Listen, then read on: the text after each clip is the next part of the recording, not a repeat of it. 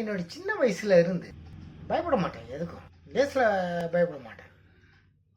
சின்ன வயசுல எங்க வீட்டுக்கு பின்னால ஒரு கலர தோட்டம் இருக்கும். அந்த கலர தோட்டத்தை மதில ஓரமா தாண்டி தான் நான் கடைக்கு போறது, பஸ்ஸுக்கு போறது, இந்த மாதிரி அந்த அந்த இடத்த தாண்டி தான் போகணும். இது ஷார்ட்கட். இன்னொரு வழி இருக்கு முன்பக்கம், அது சுத்து. இது ஷார்ட்கட், இதில் தான் போவோம்.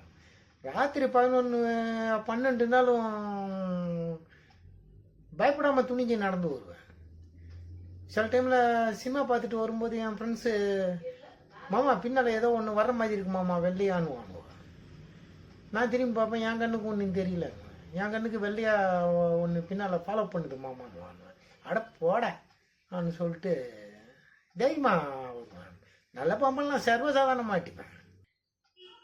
தேவையெல்லாம் காலாலே மிதிப்பேன், மீசி சாவடிப்பேன், அந்த மாதிரி இருப்பேன். ஆனால் நல்ல ஞாபகம் இருக்கு எனக்கு. சின்ன வயசில் இந்த எக்ஸாசிஸ்ட், ஓமன்னு 2 படம் அந்த காலத்தில் ரொம்ப ஃபேமஸான சினிமா. அது இங்கிலீஷ் படம். அதை பார்த்துட்டு ராத்திரி தூக்கம் இல்லாமல் கிடப்பேன்.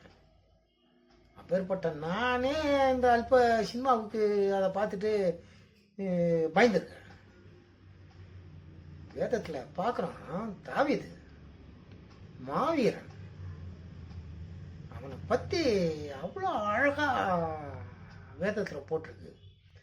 அவன் சண்டை போடுறது, அவன் போர் புரிகிறது, அவனுடைய போர் வியூகங்கள் எல்லாம் கர்த்தருடைய துணையால தான். அது வேற விஷயம். பயங்கரமா மாவீரனா இருந்தவன்.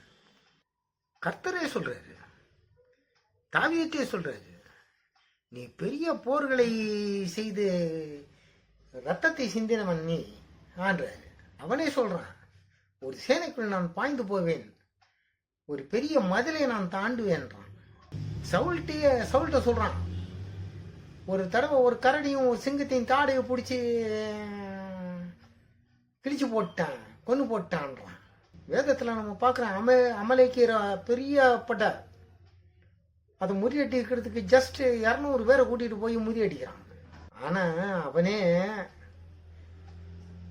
வேதத்தில் நான் பார்க்குறேன், ஒரு 3 இடத்துல பயப்படுறான்.